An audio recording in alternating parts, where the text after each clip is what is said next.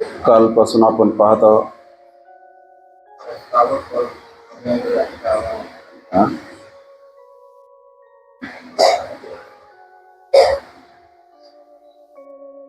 भगवान बुद्धाच्या अगोदरपासून धर्माच्या नावावर जे तत्वज्ञान अस्तित्वात होते त्याबद्दलची माहिती आपण पाहत आहोत. काल आपण बुद्ध आणि वैदिक ऋषी, त्यानंतर तत्ववेत्ता कपिल हे आपण पाहिले आणि जे वेदांवर आधारित जे ब्राह्मणे नावाचे जे ग्रंथ आहेत ते आपण पाहिले. त्याच्यामधला शेवटला जो भाग आहे तो आपण वाचन केला. त्यामध्ये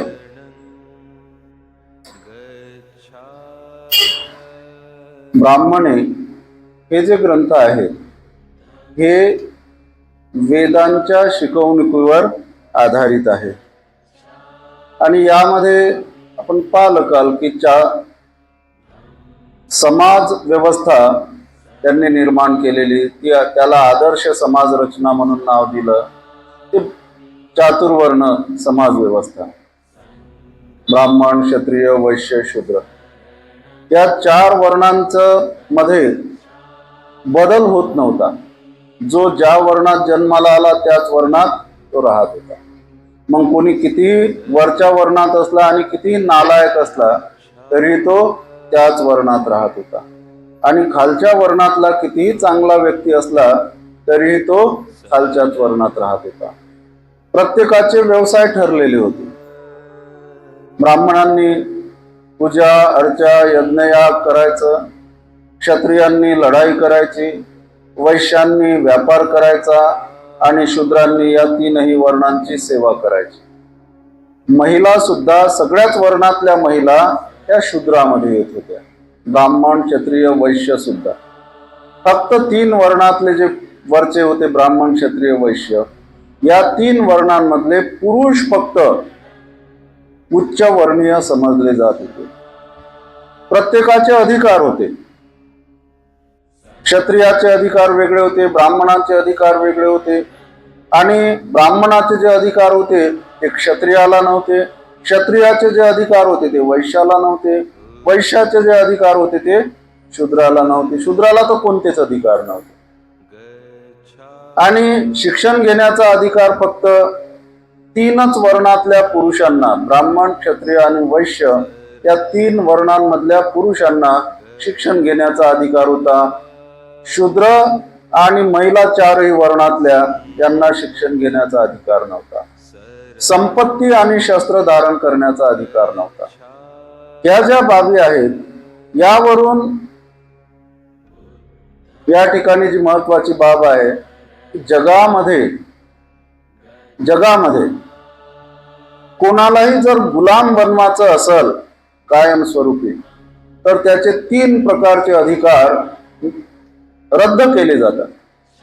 पहिला अधिकार शिक्षणाचा, दुसरा संपत्ती धारण करण्याचा आणि तिसरा शस्त्र धारण करण्याचा. याही ठिकाणी चातुर्वर्ण पद्धतीतही असंच झालं. या शूद्र वर्णातल्या सगळ्या पुरुष आणि महिला आणि 4ही वर्णातल्या महिला या सगळ्या लोकांना शिक्षणाचा अधिकार नसल्यामुळे, शिक्षण त्यांना घेता येत नसल्यामुळे काय झालं की हे जे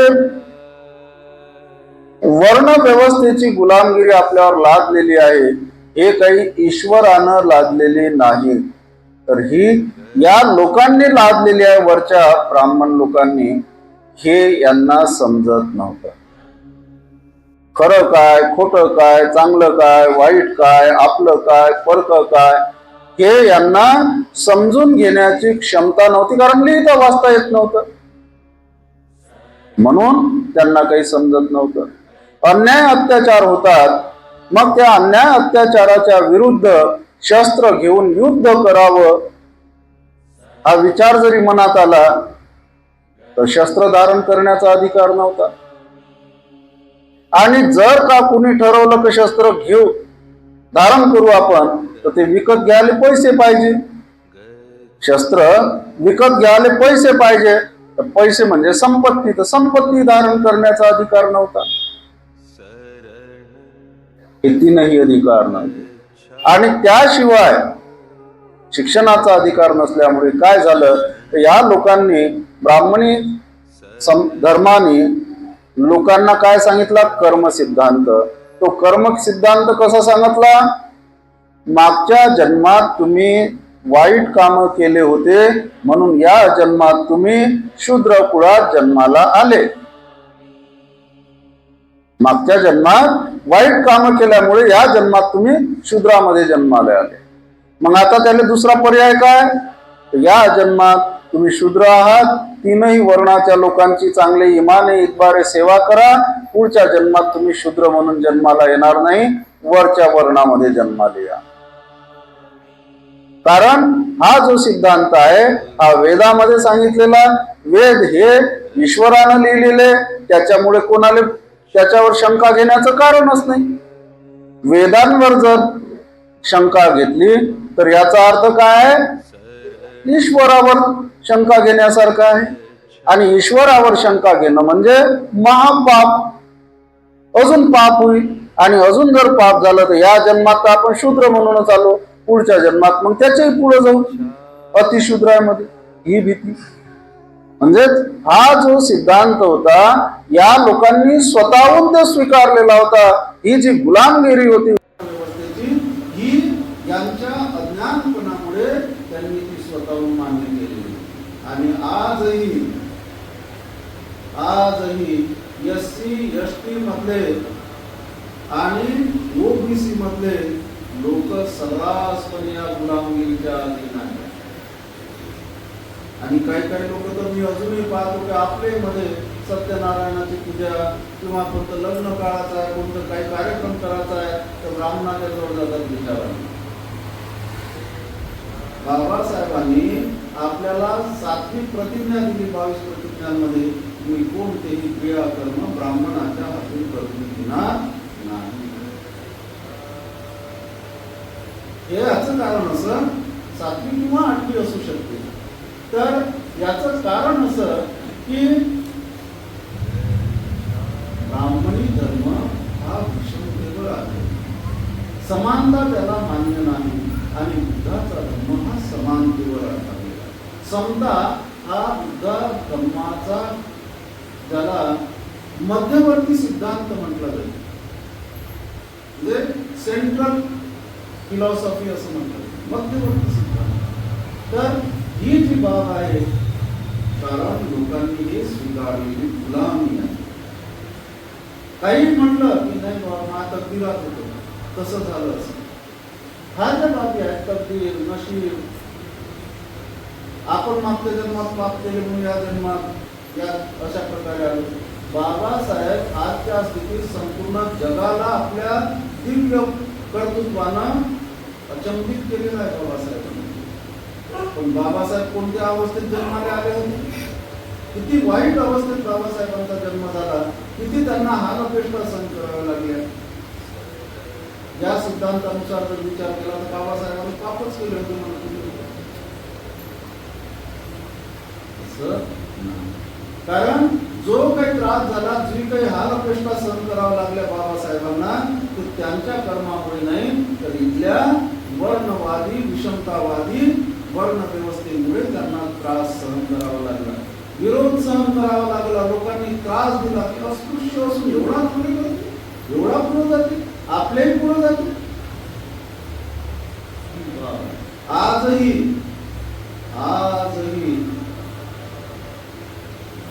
मागासवर्गीयांमधला कितीही उच्च पदावर गेला तरी त्याला उच्च समजत नाही. भूषण गवई सुप्रीम कोर्टाचा मुख्य देशाचा मुख्य न्यायाधीश, त्याच्यावर जोडा फेकला. राष्ट्रपतीला जो शपथ देते त्या पदावर असलेल्या माणसाची कशाचं लक्षण, हे कशाचं लक्षण. आणि ती भूषण गवई त्याला माफ करतो जोडा पेटणार. आणि SC ST क्रिमिनल लावा आपले त्याला काय कुऱ्हाडीचा दांडा बोलतास काढ अशातला हा प्रकार. आपलेच आपला सत्यानाश करतात अशातला हा प्रकार. तर ही जी बाब आहे ती आपणच गुलामगिरी स्वीकारतो, त्याच्यामुळे गुलामगिरी लागणाऱ्यांना काही त्रासच होत नाही. ते बिनधास्तपणे राहतात, त्यांचं काहीच होत नाही. कारण गुलामगिरी आपण स्वीकारतो. ही त्या काळात स्वीकारलेली होती आणि आजही स्वीकारलेली आहे गुलामगिरी. आणि म्हणून भगवान बुद्धांनी हा ब्राह्मण यांचं जे तत्वज्ञान होतं हे नाकारलं. आणि या सगळ्या गोष्टींमुळे काय झालं की ब्राह्मण हे हुशार होते, शिक्षण होतं त्यांना, क्षत्रिय शक्तिशाली होते, वैश्य पैसेवाले होते. पैसेवाले लोक या दोघा लोकांना पैसा पुरवत होते. ब्राह्मण लोक त्यांच्या डोक्यानुसार या दोघांनाही मार्गदर्शन करत होते. आणि ब्राह्मणांच्या मार्गदर्शनानुसार क्षत्रिय लोक ज्याला मारायचं त्याला मारत होते, ज्याला वाचवायचं त्याला वाचवत. आणि अशा या दुष्ट चक्रामध्ये महिला आणि शूद्र वर्णाचे लोक अटक केलेले होते, पिचल्या जात. आणि म्हणून भगवान बुद्धांनी हे ब्राह्मणी तत्वज्ञान संपूर्ण मानव जातीच्या विरोधात आहे म्हणून ते नाकारलं. आता उपनिषदे आणि त्यांची शिकवण. उपनिषदे हे वाङ्मयातील वेगळ्या प्रकारचे ग्रंथ होत. उपनिषदे वेदांचा भाग नव्हे. कोणताही धार्मिक कायदा यात सांगितलेला नाही. असे असूनही उपनिषदे हा धार्मिक वाङ्मयाचाच एक भाग झाला. उपनिषदांची संख्या बरीच मोठी आहे. त्यातील काही महत्त्वाचे आहे, काही मुळीच महत्त्वाची नाही. त्यापैकी काही उपनिषदे वैदिक सिद्धांती ब्राह्मण पुरोहित यांच्या विरुद्ध असल्याबद्दल गणली जात. वैदिक अभ्यास म्हणजे अज्ञान व अविद्या यांचा अभ्यास होय, याविषयी या सर्वांचे एक मत होते. 4 वेद आणि वैदिक शास्त्रे यांचे तत्वज्ञान हे हलक्या दर्जाचे ज्ञान होय, याविषयी या सर्वांचे एक मत होते. वेद हे ईश्वर निर्मित आहे हे अमान्य करण्यास त्यांचे एक मत होते. यज्ञ व त्यांचे फल, और्ध्व देही, आहुती आणि ब्राह्मणांना द्यावयाची दक्षिणा या ब्राह्मणी तत्वज्ञानातील मूलभूत गोष्टींना चिकटविण्यात आलेले सामर्थ्य नाकारण्याच्या बाबतीत त्या सर्वांचे एक मत होते. तथापि उपनिषदांचा हा काही मुख्य विषय नव्हता. त्यांनी केलेली चर्चा ब्रह्म व आत्मा यांच्यावर केंद्रित झाली आहे. विश्वाला बंधनात ठेवणारे ब्रह्म हे सर्वव्यापी तत्व असून आत्म्याने परमात्म्याचे ज्ञान करून घेण्यातच आत्म्याची मुक्ती आहे. उपनिषदांचा मुख्य सिद्धांत असा की ब्रह्म हे सत्य आहे आणि आत्मा म्हणजे ब्रह्म होय. उपाधीत गुंतल्यामुळे आत्म्याला मी ब्रह्म आहे याची जाणीव होत नाही. प्रश्न असा होता की ब्रह्म हे सत्य आहे काय? उपनिषदांचे सिद्धांत मान्य करावयाचे की नाही हे या प्रश्नाच्या उत्तरावर अवलंबून होते. ब्रह्म हे सत्य आहे हे सिद्ध करणारा कोणताही पुरावा बुद्धाला मिळाला नाही, म्हणून उपनिषदांचे म्हणणे त्यांनी अमान्य केले. उपनिषदांच्या कर्त्यांना याविषयी प्रश्न विचारले गेले नव्हते असे नाही. जे प्रश्न विचारले गेले ते होते कसे. अशा प्रकारचे प्रश्न याज्ञवल्क्यासारख्या महर्षीला विचारण्यात आले होते. बृहदारण्यकोपनिषदात याज्ञवल्क्याने महत्वाची कामगिरी बजावली आहे. त्याला विचारण्यात आले ब्रह्म म्हणजे काय, आत्मा म्हणजे काय. या प्रश्नावर नेती मला माहित नाही, मला माहित नाही एवढेच याज्ञवल्क्य सांगू शकला. ज्याच्याविषयी कुणालाच काही माहिती नाही ते सत्य कसे असू शकेल असा बुद्धाचा प्रश्न होता. उपनिषदांचे म्हणणे केवळ कल्पनेवर आधारलेले असल्यामुळे ते नाकारण्यात बुद्धाला कोणतीही अडचण भासली नाही. आता हे उपनिषद ही ग्रंथ आहे आजही आहे आणि हे ब्राह्मणी तत्वज्ञानाचे ग्रंथ समजले जातात. पण या ग्रंथांची ज्या ऋषीमुनींनी निर्मिती केली ते ऋषीमुनी वेदांना मानत नव्हते. वेदाची निर्मिती ईश्वराने केली हे मानत नव्हते. यज्ञ याग करून ब्राह्मणांना दक्षिणा देऊन पुण्य संपादन करता येते हे मान्य नव्हतं. ब्राह्मणांचा मोठेपणा हे त्यांना मान्य नव्हता. पण ब्रह्म आणि आत्मा या दोन गोष्टींना त्यांची मान्यता होती. ब्रह्म म्हणजेच आत्मा असं त्यांचं म्हणणं होतं.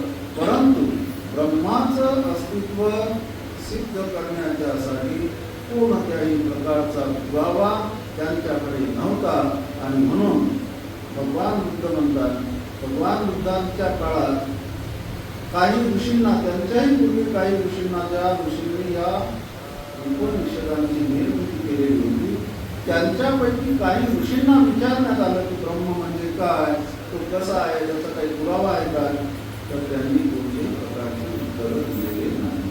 आणि म्हणून भगवान बुद्धांनी या उपनिषदांची शिकवण सुद्धा नाकारली, सोडून दिलं. आज आपण या खंडातील, पहिल्या खंडातील भाग 6वा आपण पाहणार, बुद्ध आणि त्यांची समकालीन. आतापर्यंत जे पाहिले आपण भगवान बुद्धाच्या अगोदर जे निर्माण झालेले होते तत्वज्ञान त्याबाबत. आज आपण जे पाहणार आहोत म्हणजे भगवान बुद्ध हयात असताना त्यांच्या काळात जे निर्माण झालेले धर्म, संप्रदाय वगैरे आणि त्यांचे तत्वज्ञान याबाबतची माहिती आपण याच्यामध्ये पाहणार आहोत. याबाबत ज्या काळात बुद्धाने परिव्रजा घेतली त्या काळी देशात फार मोठी बौद्धिक खळबळ माजली होती. ब्राह्मण तत्वज्ञानाखेरीज तत्वज्ञानाचे निरनिराळे 62 पंथ त्यावेळी अस्तित्वात होते. त्या सर्वांचा ब्राह्मण तत्वज्ञानाला विरोध होता. यापैकी निदान 6 पंथ तरी लक्षात घेण्यासारखे आहे. सुत्त पिटकाच्या दिग्ग निकायामध्ये हे सुत्त आलेलं आहे, ब्रह्मजाल सुत्त.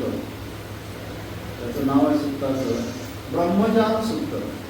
त्याच्यामध्ये त्या भगवान बुद्धाच्या काळामध्ये जे 62 प्रकारचे संप्रदाय अस्तित्वात होते त्या प्रत्येकाचं काय मत होतं तत्वज्ञान त्याबद्दलची माहिती दिली.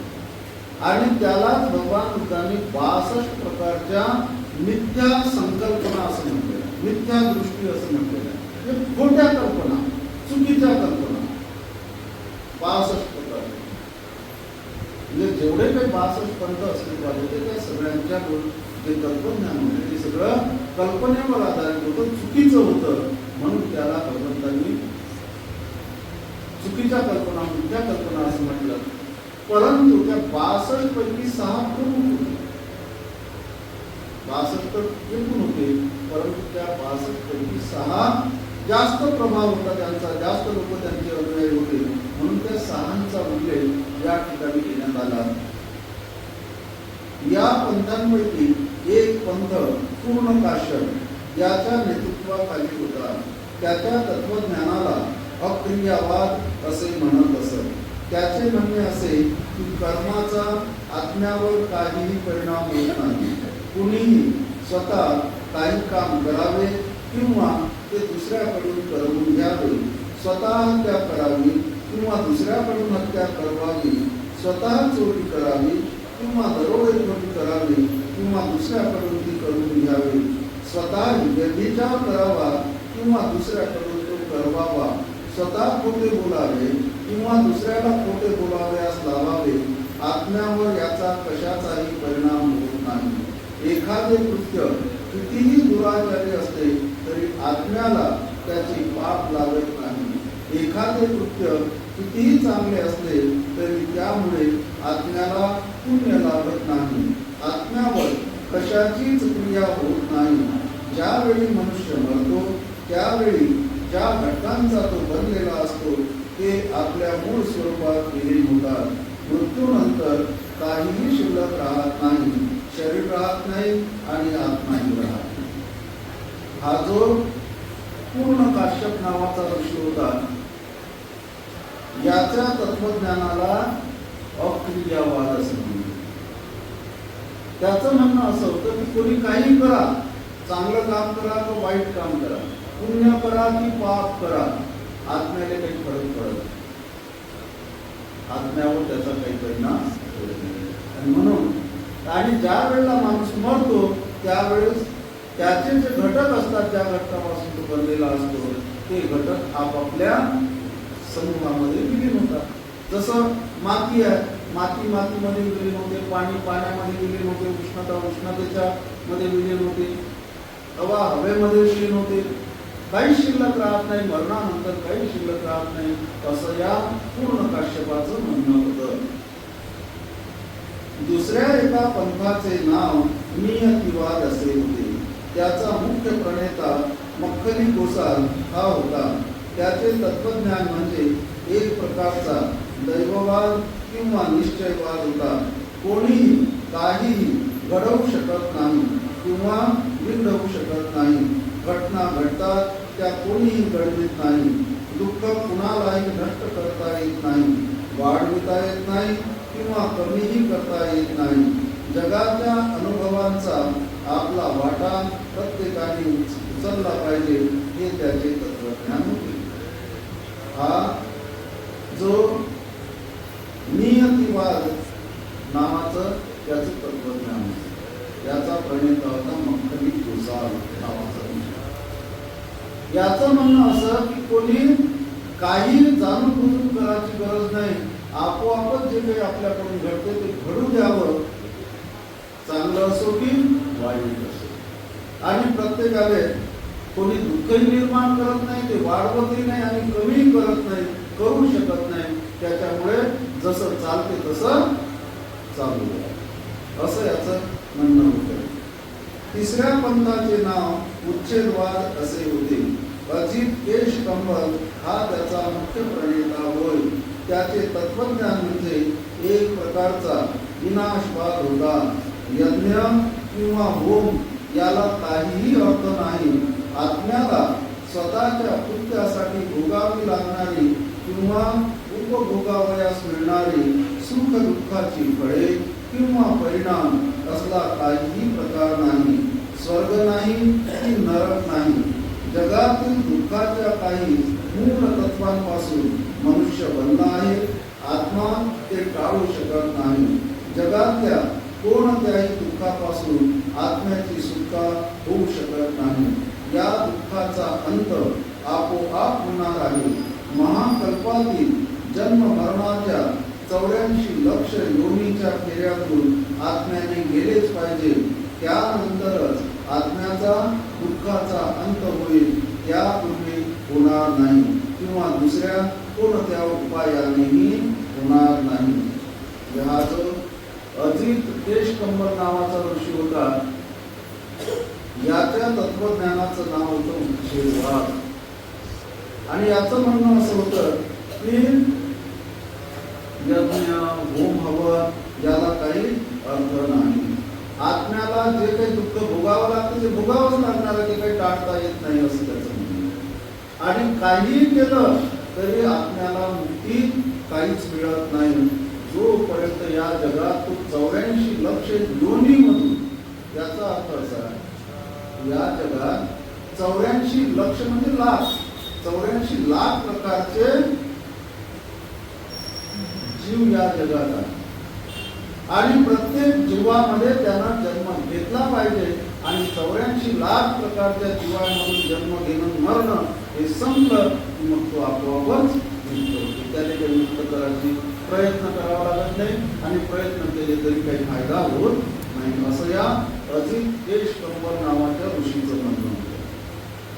चौथ्या पंथाचे नाव अन्योन्यवाद असे होते. या पंथाचा प्रमुख पक्वद कच्चायन हा होता. त्याचे म्हणणे असे की जीव हा पृथ्वी, आग, तेज, वायू, सुख, दुःख आणि आत्मा या सप्त महाभूतांचा बनलेला असतो. यापैकी कोणतेही दुसऱ्यांवर अवलंबून नसते. त्यांचा एकमेकांवर परिणामही होत नाही. ती स्वयंभू आणि शाश्वत आहे. त्यांचा कशानेही नाश होऊ शकत नाही. जर एखाद्याने माणसाचे डोके उडविले तर तो त्याला ठार करीत नाही. शस्त्र सप्त महाभूतात प्रवेश करते, एवढाच त्याचा अर्थ समजावयाचा. किती चांगले तत्वज्ञान. पक्वद कच्चाय नावाचा ऋषी होता. याच्या तत्वज्ञानाचं नाव होतं अन्योन्यवाद. आणि याचं काय म्हणणं होतं की कोणताही जीव, पृथ्वी म्हणजे माती, ते आप म्हणजे पाणी, तेज म्हणजे उष्णता, वायू म्हणजे हवा, सुख, दुःख आणि आत्मा या 7 घटकांपासून बनलेला असते असं याचं म्हणणं होतं. आणि हे 7ही घटक एकमेकांवर अवलंबून नाही, स्वतंत्र आहे. आणि याच्यावर कोणाचा परिणाम सुद्धा होत नाही. याला कोणी नष्ट करू शकत नाही, कमी करू शकत नाही, वाढवू शकत नाही. समजा एखाद्या व्यक्तीनं दुसऱ्या व्यक्तीला काय म्हणायचं, तलवारीनं दुसऱ्या व्यक्तीचं मुंडकं उडवलं, कापून टाकलं. तर हा काय म्हणते, त्या व्यक्तीनं त्याला ठार मारलं असं म्हणायचं नाही. काय म्हणायचं, ते शस्त्र त्या सप्त महाभूतांमध्ये प्रवेश केला त्या शस्त्रांना.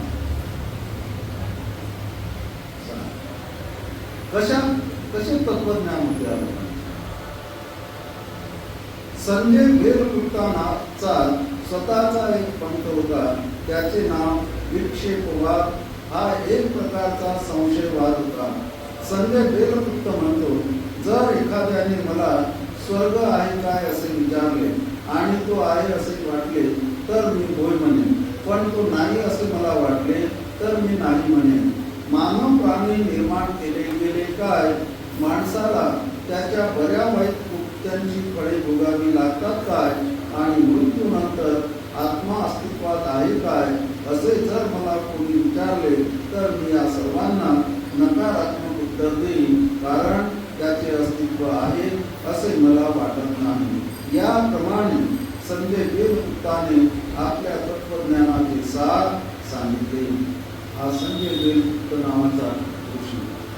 याच्या तत्वज्ञानाचं नाव होतं विक्षेपवाद, लैरीपणा. तो म्हणते, मला जर कोणी विचारलं स्वर्ग आहे का, मला वाटलं तर हो म्हणे, नाही वाटलं तर नाही. लैरीपणाच आहे का नाही. जसं मनात आलं तसं सांगितलं. याच्याशिवाय आत्मा वगैरेच्या बाबतीत तो म्हणते की बा ईश्वरानं हे मानव प्राणी निर्माण झाले काय, कोणी त्याने निर्माण केलं काय, चांगल्या वाईट कर्मांची फळे भोगावी लागतात काय, तर याने म्हणजे तुम्ही उत्तर माझं नाही असंच देईल. 6व्या पंथाचे नाव चातुर्याम संवर्वाद. या पंथाचा प्रमुख महावीर. हा गौतम नव्या प्रकाशाच्या शोधात असताना जिवंत होता. त्याला निगंडनाथ म्हणत. महावीराने असे सांगितले आहे की पूर्वजन्मी आणि या जन्मी दुष्कर्मामुळे आत्म्याला पुनर्जन्म घ्यावा लागतो. म्हणून माणसाने तपश्चर्येने दुष्कर्मातीत व्हावे असे त्याने सुचविले. या जन्मात दुष्कर्मे टाळण्यासाठी चातुर्याम धर्माचे म्हणजे 4 नियमांचे पालन करावे असे महावीराने सांगितले. ते 4 नियम पुढील प्रमाणे: हिंसा न करणे, चोरी न करणे, खोटे न बोलणे आणि मालमत्ता न करणे, ब्रह्मचर्य पाळणे. हा जो महावीराचा सिद्धांत, त्याला जैन धर्म म्हणतात. हा भगवान बुद्धाच्या अगोदरच मरण पावला. पण सिद्धार्थ गौतम ज्यावेळेस ज्ञान प्राप्तीसाठी प्रयत्न करीत होते त्यावेळेस तो अस्तित्वात होता. तर याचं म्हणणं असं की मागच्या जन्मात जे काही आपल्याकडून वाईट कर्म घडले त्याचं परिमार्जन करण्यासाठी या जन्मात कठोर प्रकारची तपश्चर्या केली पाहिजे. आणि ती तपश्चर्या करताना हिंसा करायची नाही, चोरी करायची नाही, खोटं बोलायचं नाही आणि मालमत्ता धारण करायची नाही. त्याशिवाय ब्रह्मचर्याचं पालन करायचं. हे असे 6 प्रकारचे प्रमुख तत्ववेत्ते त्या काळात अस्तित्वात होते भगवंताच्या जीवन काळामध्ये. तर हे आणि त्यांचंही अशा प्रकारचं तत्वज्ञान होतं. याबद्दल भगवान बुद्धांनी कोणता दृष्टिकोन बाळगला? नव्या तत्ववेत्यांची शिकवण बुद्धाने स्वीकारली नाही. त्यांच्या शिकवणुकीला त्याने दिलेली अमान्यता अकारण नव्हती.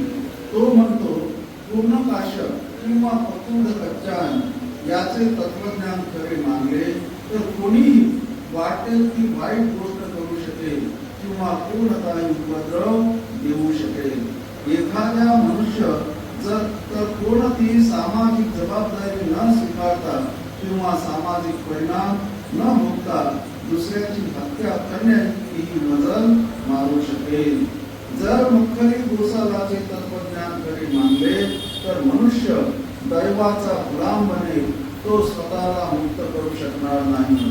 अधिक केश कंबलाचे तत्वज्ञान खरे मानले तर मनुष्य फक्त खाणे पिणे आणि मजा करणे एवढ्याच गोष्टी करेल. संजय बेलपुत्ताचे तत्वज्ञान खरे मानले तर माणसाला भटक्याचे जीवन जगावे लागेल आणि त्याला जीवनाचे निश्चित तत्वज्ञानच असणार नाही.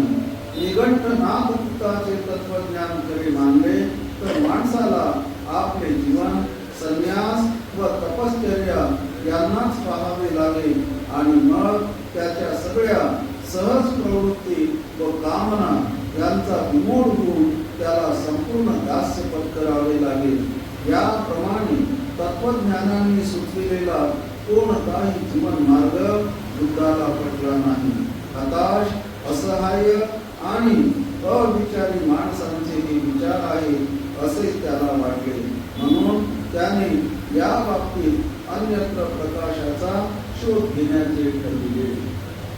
भगवान बुद्धाच्या काळात हे जे 6 प्रकारचे मुख्य तत्वज्ञान होते याचा भगवान बुद्ध विचार करतात की जर यायचं खरं मानलं तर म्हणजे लोक खूनही करतील, एकमेकाला मारतील तरी कोणी कोणाचं काही करणार नाही. लहरीपणानं जगावं लागेल.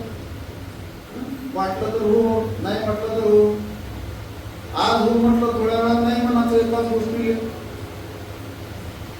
ज्या गोष्टीला आता हो म्हटलं त्या गोष्टी थोड्या वेळात नाही म्हणायचं. काही लोक गुलामगिरीत म्हणजे दैववादाच्या गुलामगिरीत अटकून बसतील आणि कोणी काहीच प्रयत्न करणार नाही. निघंटनाथ पुत्ताचं म्हणजे जैन धर्माचं तत्वज्ञान जर मानलं तर माणसाला गृहस्थ जीवनात राहता येणार नाही, त्याला संन्यासच घ्यावा लागेल. भगवान बुद्ध या सगळ्यांमध्ये ज्या उणिवा दोष पाहतात आणि सगळेचे सगळे तत्वज्ञान नाकारतात, त्यांना स्वीकारत नाही.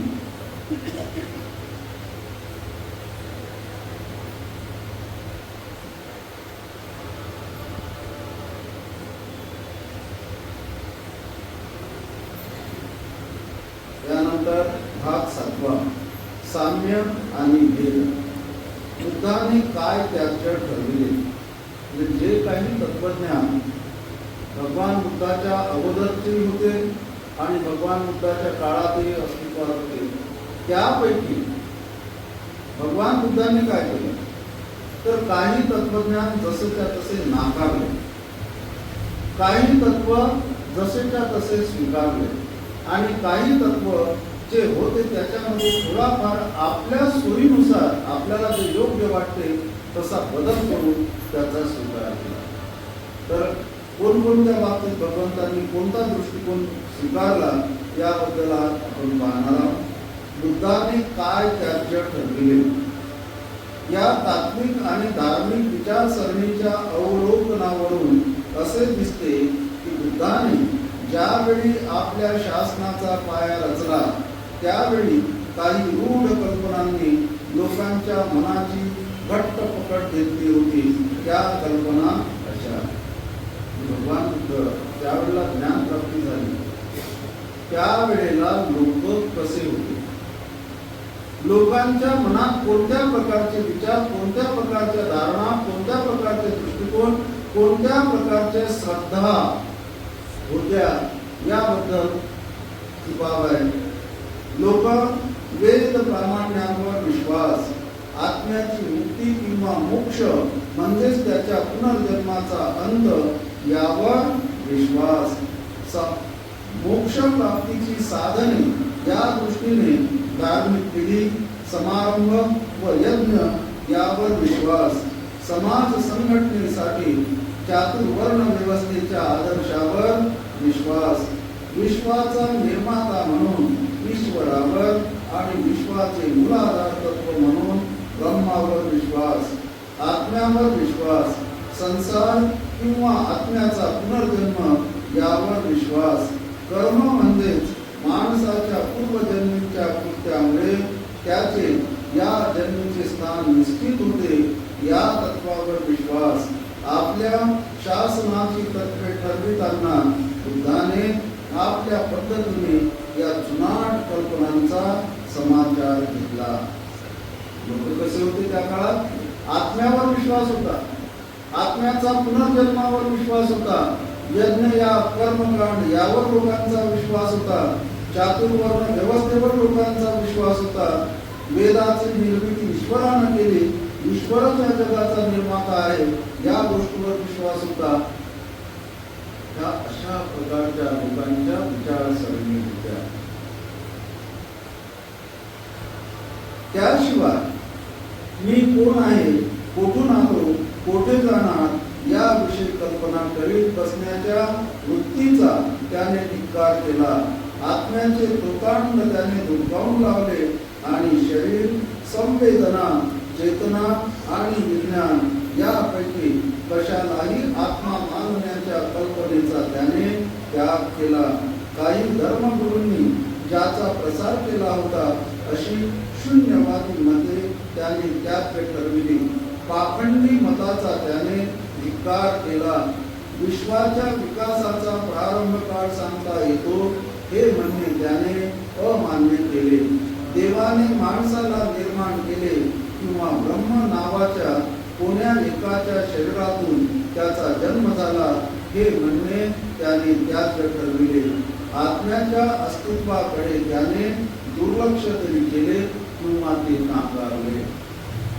ह्या सगळ्या गोष्टी कोण आहो, कुठून आलो, कुठं जाणार, कसं आहोत, विश्वाचं निर्माण कोण केलं? देवानं केलं. देवानं सगळं काही निर्माण केलं. ब्रह्म हा कोणाच्या शरीरातून निर्माण झाला किंवा ब्रह्मातून सगळं निर्माण झालं. ह्या सगळ्या गोष्टी आत्मा, परमात्मा वगैरे या सगळ्या गोष्टींना भगवान बुद्धांनी नाकारलं, अमान्य केलं. त्यानंतर बुद्धाने कोणते बदल केले? कार्य कारण भावाचा अत्यंत महत्वाचा नियम आणि त्याचे उपसिद्धांत त्याने मान्य केले. कपिल मुनींना सांख्य तत्वज्ञानाच्या मध्ये सांगितलेलं होतं की या जगात जे काही निर्माण होते त्याला कारण आहे. विनाकारण काही निर्माण होते, प्रत्येक गोष्टीला कारण आहे.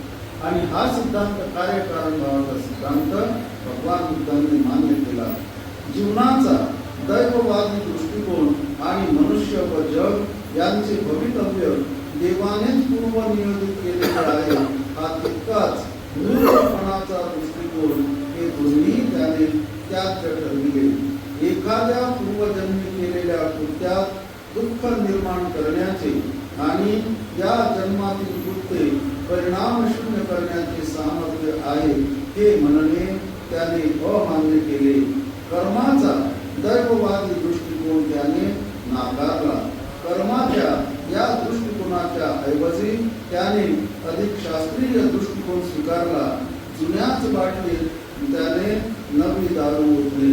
आत्म्याचा फेरा, संसार या तत्वाच्या जागी त्याने पुनर्जन्माच्या सिद्धांताला स्थान दिले. कर्म सिद्धांत जो ब्राह्मणी धर्माने सांगितलेला कर्म सिद्धांत होता, तो सिद्धांत जसच्या तसा नाकारला, परंतु वेगळ्या स्वरूपातील विज्ञानवादी दृष्टिकोनातून कर्म सिद्धांत भगवान बुद्धांनी सांगितला, मान्य केला. त्यांनी जसा सांगितला होता तसा तो मान्य केला नाही. त्यानंतर आत्म्याचा पुनर्जन्म तर भगवान बुद्धांनी मान्य केला, परंतु आत्म्याचा पुनर्जन्म भगवान बुद्धांनी नाकारला, आत्माच नाकारला. त्याच्यामुळे आत्म्याचा पुनर्जन्म मानण्याचं कारण नाही. आत्म्याची मुक्ती किंवा मोक्ष या तत्वाऐवजी त्याने निब्बाण तत्व स्वीकारले. म्हणजे लोक जे संन्यास धारण करायचे, गृहत्याग करून तपश्चर्या करायचे, तर ते कशासाठी? आत्म्याला मुक्ती मिळण्याच्यासाठी. परंतु भगवान बुद्धांनी आत्म्याच्या मुक्तीच्या ऐवजी म्हणजे जन्म मरणाच्या फेऱ्यातून मुक्त होण्याचा हा जो आत्म्याची मुक्ती नावाचा सिद्धांत होता त्याच्या ऐवजी तो नाकारला, परंतु निर्वाण प्राप्तीचा सिद्धांत भगवान बुद्धांनी जगाला सांगितला. जन्म मरणाच्या फेऱ्यातून मुक्त होण्यासाठी निर्वाणाचा सिद्धांत भगवान बुद्धांनी सांगितला. याप्रमाणे बुद्ध शासन हे संपूर्ण नव्या विचारांनी भरले आहे. त्यात जे काही थोडेसे जुने आहे ते फेरबदल करून घेतलेले किंवा निराळ्या दृष्टिकोनातून मांडलेले असे आहे. बुद्धांनी काय स्वीकारले म्हणजे हे जे आपण पाहिलं आता याच्यामध्ये काय पाहिलं की जुने तत्वज्ञान होते जुन्या धर्माचे, परंतु त्याच्यामध्ये बदल करून भगवान बुद्धांनी ते स्वीकारले. आणि काही सिद्धांत जसेच्या तसे भगवंतांनी स्वीकारले. ते कोणते?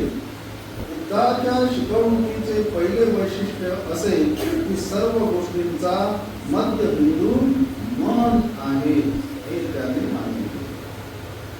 माणसाचं मन हे प्रमुख आहे हे भगवान बुद्धांनी सांगितलं. मन सर्व वस्तूंच्या अग्रभागी असते. ते सर्व वस्तूंवर अंमल चालविते, त्याची निर्मिती करते. मनाचे आकलन झाले की सर्व वस्तूंचे आकलन. मनातूनच सगळं काही निर्माण होते. हे जरी आपलं शरीर आहे पण शरीर हे मनाचं गुलाम आहे. मन जसे ऑर्डर देईल शरीर आले तसं शरीर आणि वाचा काम करत असते. मन हे प्रमुख आहे. मन सर्व मानसिक क्रियांचे मार्गदर्शन करते. मन सर्व मानसिक शक्तीचे प्रमुख आहे. मन हे त्या शक्तीचेच बनलेले असते. ज्या बाबींकडे लक्ष पुरविणे आवश्यक आहे अशी पहिली बाब म्हणजे मनाचे संस्कार. पण जे काही पहिल्यांदा जर आपल्याला लक्ष द्यायचं असेल तर ते कशाकडे द्यावं, तर ते आपल्या मनाकडे लक्ष द्यावं. बुद्धाच्या शिकवणुकीचे दुसरे वैशिष्ट्य असे की आपल्यामध्ये निर्माण होणाऱ्या आणि आपल्यावर बाहेरून ज्यांचा परिणाम होतो अशा सर्व बऱ्या वाईट गोष्टींचे मन हे उद्गमस्थान आहे. काही बाबी मनामध्ये निर्माण होतात त्या आपल्या आपच निर्माण होतात, परंतु काही बाबी आपल्या मनात ज्या निर्माण होतात त्या बाहेरच्या घटनांमुळे निर्माण होतात. कोणी आपल्याला बोललं, चांगलं बोललं तर वेगळी बाब निर्माण होते, वाईट बोललं तर वेगळं विचार निर्माण होतो. कोणी आपल्याला मारलं, कोणी आपलं नुकसान केलं, कोणाच्या आपल्या समोर कोणती घटना घडली तर मनामध्ये कोणते ना कोणते विचार निर्माण होतात. म्हणजे काही विचार मनात निर्माण होतात ते काही न घडता आपल्या मनाची क्रिया म्हणून ते सतत चालू असतात. मन कधी बंद राहत नाही, थांबलेलं राहत नाही. सतत काही ना काही त्याच्यामध्ये सुरू असते. आणि हे सुरू असलं तरी काही घटना जर बाहेर घडल्या तर त्याचाही परिणाम मनावर होत असतो. जे जे वाईट आहे, वाईटाशी संबंधित आहे आणि त्याच्या अधीन आहे ते सर्व मनातूनच उत्पन्न होते. जे जे चांगले आहे, चांगल्याशी संबंधित आहे आणि त्याच्या अधीन आहे ते सर्व मनातूनच उत्पन्न होते.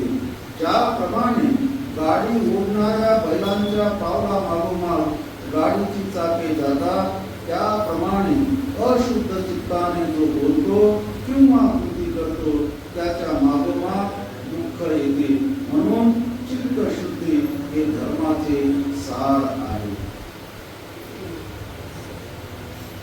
त्रिपिटकातल्या उद्धव निकायामधला दुसऱ्या नंबरचा ग्रंथ आहे धम्मपद. त्रिपिटकामधल्या सुत्त पिटकामधल्या उद्धव निकायामधला 2 नंबरचा ग्रंथ आहे धम्मपद. एवढासा ग्रंथ आहे. 423 त्याच्यामध्ये गाथा आहे भगवान बुद्धाचे वचन आहे. 423 त्या ग्रंथाची सुरुवात या गाथेपासून. पहिलीच गाथा आहे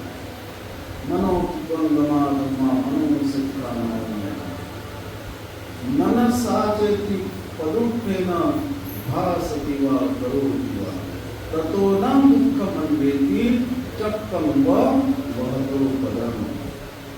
अशी गाथा आहे. भगवान बुद्धाचं वचन आहे.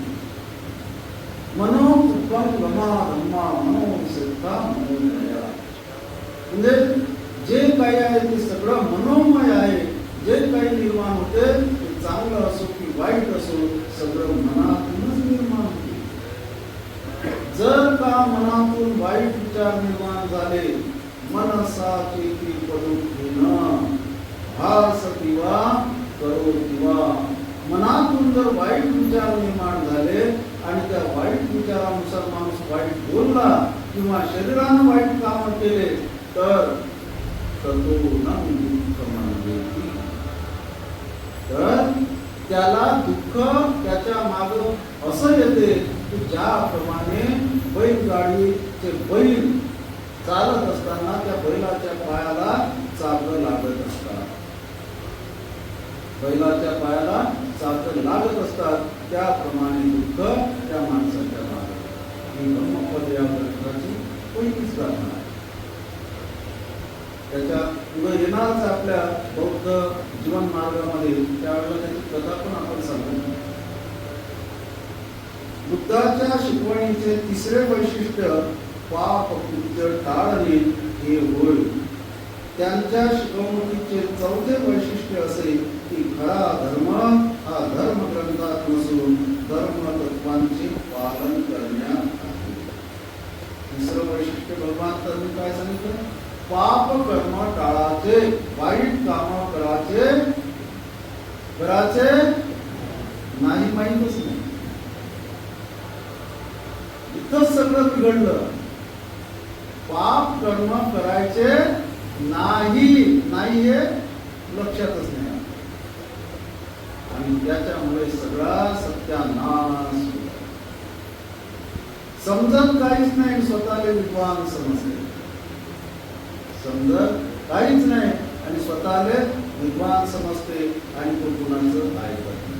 आणि त्याच्यामुळे त्याला असं वाटतं की मला जेवढं समजते तेच बरोबर आहे आणि त्याच पद्धतीनं तो वागत असते, जगत असते. आणि म्हणून मी पहिल्याच मला वाटतं दुसऱ्या की तिसऱ्या दिवशी वर्षावासाच्या सुरुवातीला मी सांगितलं की आपण जे येतो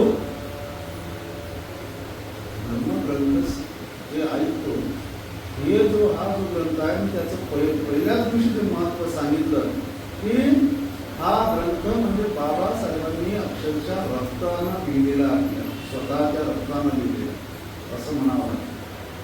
6 डिसेंबरला बाबासाहेबांचं महापरिनिर्वाण झालं आणि 5 डिसेंबर 1956 रात्रीचे 12 वाजेपर्यंत जागे असताना या ग्रंथाची प्रस्तावना घेऊन बाबासाहेबांनी हा ग्रंथ पूर्ण केला. काय अवस्था होती बाबासाहेबांच्या तब्येतीची? कशासाठी लिहिला हा ग्रंथ? आपल्यासाठी.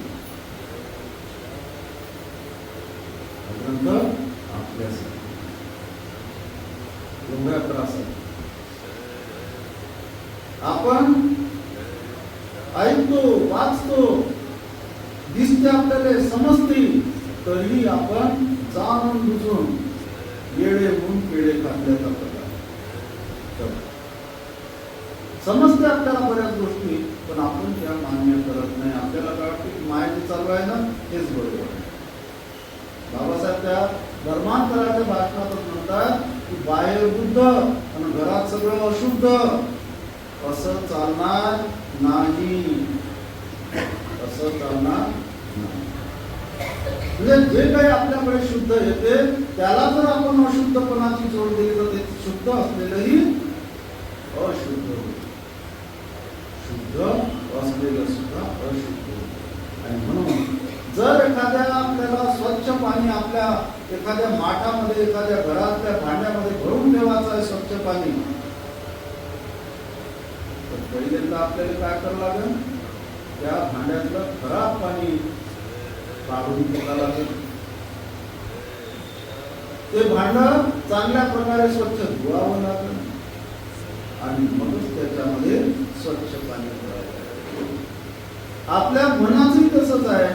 आपल्या मनामध्ये ज्या काही धारणा आहेत, दृष्टिकोन आहेत, विचार आहेत, ते बुद्ध तत्वज्ञानाच्या आणि बाबासाहेबांच्या विचारधारेच्या विरोधात असतील, त्याला अनुरूप नसतील,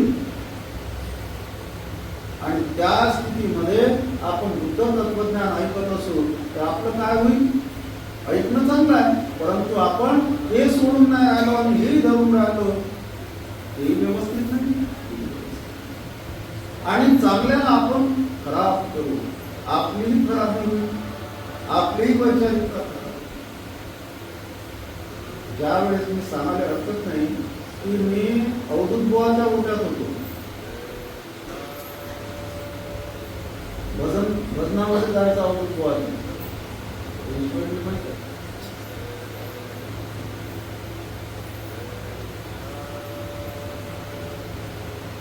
(1982) मध्ये जेव्हा इथंच या विहारातच 17 वर्षाचा असताना बौद्ध उपासकाची दीक्षा घेतली. घरामध्ये 50-60 लहान वेगवेगळ्या देवाचे फोटो होते. आईने दीक्षा घेतली. आईने म्हटलं दुसऱ्या दिवशी बुधवार होता, आता बुधवाराचं काय, दीक्षा घेतली त्याच्या दुसऱ्या दिवशी बुधवार होता, कारण दर बुधवारी उपास राहील अवधूत बुवाचा. आईने नाही केला, मी सुटलं. लोक नंतर विचारायचे का हो, तेच अवधूत बुवाच्या भजनातले लोक विचारायचे कागा तू कसा काय करून सोडला. अरे मी म्हटलं मी सोडलो नाही. त्या अवधूत ज्या ओट्यात मला टाकलं होतं त्या ओट्याचा कपडा काही तिथे बदलला नाही. मी मात्र माझे वजन वाढत गेलं, जसा मोठा झालो तसा, आणि काही दिवसांना त्या कपड्याचा कपडा गिरला आणि मी त्याच्यातून खाली पडलो. हे सोडल्यापासूनच प्रगती झाली. सोडावं लागतं, तोपर्यंत होणार नाही. जोपर्यंत समजत नाही तोपर्यंत ठीक आहे, परंतु समजल्यावर सुद्धा आपण जर मान्य केलं नाही, स्वीकारलं नाही, अंगीकारलं नाही, तर नुकसान तत्वज्ञानाचं नाही, नुकसान आपलं. आपल्या सवयी, आपले जे काही दररोजचे दैनंदिन हे आपले व्यसन, आपल्या अंधश्रद्धा, ह्या बाबी कुठंतरी कधीतरी सोडायला. किती दिवस त्या गोष्टी धरून ठेवणार? जग कुठं चाललं, आपण कुठं राहून राहिलो? जग आपल्याकडे पाहिजे, जगातले लोक आपल्याकडे पाहत आहेत. बाबासाहेबाचे हे लोक समाज, बाबासाहेबाचा समाज काय करून राहिला पाहत आहे. अजून आपल्याला बौद्ध म्हणून जगामध्ये मान्यता देत नाहीत लोक. कसे देतील? बौद्ध म्हणून आपल्याला मानत नाहीत लोक जगातले, दुसऱ्या देशांमध्ये कसे देतील? आम्ही थायलंडला 1 महिना चिवड घेऊन होतो. तिथं पाहिलं मी, चिवड मध्ये असताना एवढे नालायकपणा करणारे लोक आमच्या सोबत होते. चिवड मध्ये असताना उपसंपदा झालेल्या होत्या आणि त्या स्थितीमध्ये एवढा नालायकपणा करणारे लोक आमच्या सोबत होते. विचार करा की ज्या वेळेला ते जनरल लोकांमध्ये राहत असतील तर कसे वागत असतील, किती नालायकपणा करत असतील. ते लोक काय म्हणत असतील आम्हाला, असे वाटत. ही परिस्थिती सगळीकडे आहे. अजूनही कोणी कोणत्या यात्रेत जाते, कोणी कोणत्या देवाकडे जाते, कोणी कोणत्या देवीकडे जाते, कोणी कुठं जाते, कोणी कुठं जाते. आणि पंचशिलेत फक्त मेला, कोणी लग्न लागलं लावायचं असलं, कोणी मरत मेला म्हणावं, तो भले जन्मभर मेलेला माणूस पंचशिलेच्या विरोधातच वागते, पण तो मेल्यावर मात्र म्हणा पंचशील. वाईट वाटते म्हणायसारख्याने, वाईट वाटते कसं म्हणावं. पंचशिलेच्या विरोधात वागतात, परंतु पंचशिला म्हणा पालन करणं काहीच कोणाला वाटत नाही. आणि म्हणून भगवान बुद्धाच्या शिकवणुकीची पहिली शेवटची महत्वाची बाब, चौथं वैशिष्ट्य बाबासाहेब या ठिकाणी सांगतात की खरा धर्म हा धर्म ग्रंथात नाही, तर कशात आहे? धर्म तत्वांचं पालन करण्यात आहे. किती ग्रंथ, मी पहिल्याच दिवशी सांगितलं की ग्रंथ वाचन करणे हा आपला उद्देश नाही आहे, हे आपलं ध्येय नाही आहे. रिकामे आहो, कामधंदे नाही म्हणून इथे येऊन बसा, वाचन करा, तुम्ही ऐका, हा आपला उद्देश नाही. तर याच्यामध्ये जे तत्वज्ञान सांगितलेलं आहे, इथं जे काही आपण ऐकतो, इथं उठलं की इथं पाठीने झटतो, इथंच घेऊन द्यायचं, रिकामे आलो रिकामे चालू असं व्हायला. काहीतरी 10 गोष्टी ऐकल्या तर त्यातली एखादी तर लक्षात येईल. चिंतन केलं, मनन केलं, एखादी तर लक्षात राहील. ती एखादी जरी लक्षात राहिली तर ते आपल्याला फायद्याची. जीवनामध्ये सकाळी उठल्यापासून तर झोपेपर्यंत कोणत्या गोष्टी आपण करतो, कोणत्या गोष्टी करायला पाहिजे, कोणत्या गोष्टी सोडायला पाहिजे, टाळायला पाहिजे, याचा विचार करायला पाहिजे, चिंतन करायला पाहिजे. आपल्या आचरणामध्ये या गोष्टी आल्या तरच आपण धम्म त्याच्यात आचरणात आहे. धम्म ऐकण्यात नाही, धम्म पुस्तकं वाचण्यात नाही, धम्म मेणबत्ती अगरबत्ती लावण्यात नाही, धम्म हार फुलं अर्पण करण्यात नाही, धम्म भाषण ऐकण्यात आणि भाषण देण्यात येईल. धम्म परित्राण पाठातही नाही. हे सगळं या गोष्टी महत्वाच्या आहेत. धम्मग्रंथाचं वाचन करणं, ऐकणं, पूजा करणं, परित्राण करणं या महत्वाच्या आहे. पण हे महत्व कशासाठी आहे? याचं महत्व काय आहे? तर याचं महत्व हे आहे की आपल्या आचरणासाठी याच्यामधून आपल्याला शक्ती मिळायला पाहिजे, उत्साह मिळायला पाहिजे. धम्मतत्वांचं आचरण करण्यासाठी आपल्याला ऊर्जा मिळायला पाहिजे, शक्ती मिळायला पाहिजे, आनंद वाटायला पाहिजे. याच्यासाठी या बाकीच्या सगळ्या गोष्टी आहेत. जसं आपण जेवण करतो, जेवणामधले मुख्य घटक काय असतात? पोळी किंवा भाकर, भात आणि भाजी, हे 3-4च घटक महत्वाचे नाही. पण दररोज हेच खातो आपण, खातो की नाही? मग आपल्याला पोट होतो, आपण खावंच नाही वाटत. तर मग एखादं लोणचं घेतात, कोणी पापड घेत, कोणी चटणी बनवते. कशासाठी? जेवण गेलं पाहिजे, धकलं पाहिजे, याच्यासाठी या सगळ्या गोष्टी. असंच आहे धर्माच्या बाबतीत. अगरबत्ती, मेणबत्ती, परित्राण पाठ, वंदना, पूजा अर्चा, फुलं वाहणं, पुस्तकं वाचणं, पुस्तकं ऐकणं, हे कशासाठी आहे? हे चटणीसारखं आहे. कशासाठी? तर महत्वाचं म्हणजे आचरण झालं पाहिजे आपल्याकडून, धम्मतत्वांचं पालन झालं पाहिजे. ते पालन करण्याच्यासाठी म्हणून या बाकीच्या गोष्टी पालन करण्याच्यासाठी शक्ती मिळावी, आनंद मिळावा, उत्साह मिळावा, म्हणून या सगळ्या बाबी असतात. आणि म्हणून या ठिकाणी भगवान बुद्धांनी ज्या 4 बाबी महत्वाच्या सांगितल्या, त्यामध्ये शेवटचे आहे की धर्म हा धर्मग्रंथात नसून धम्मतत्वांचं पालन करण्यात आहे. बुद्धाचा धर्म ही त्याची स्वतःची निर्मिती नव्हती, असे कोण म्हणू शकेल? हे बाबासाहेबांनी उपस्थित केलेला प्रश्न. कारण त्याच्या पूर्वी या 4 बाबी कोणत्याही धर्मतत्वज्ञानी व्यक्तीने सांगितलेल्या नव्हत्या. भगवान बुद्धांनी या नव्यानं आपल्या धर्मतत्वज्ञानासाठी सांगितलेल्या, लागू केलेल्या आहेत. आणि म्हणून बाबासाहेब म्हणतात भगवान बुद्धाचा सिद्धांत, धर्म किंवा तत्वज्ञान की नवीन प्रकारचा हा स्वतःचा भगवान बुद्धाचा शोध आहे, नवीन शोध आहे, असं बाबासाहेब म्हणतात. तर उद्यापासून आपण वेगळ्या भागाला सुरुवात करू. आज इथेच थांबू.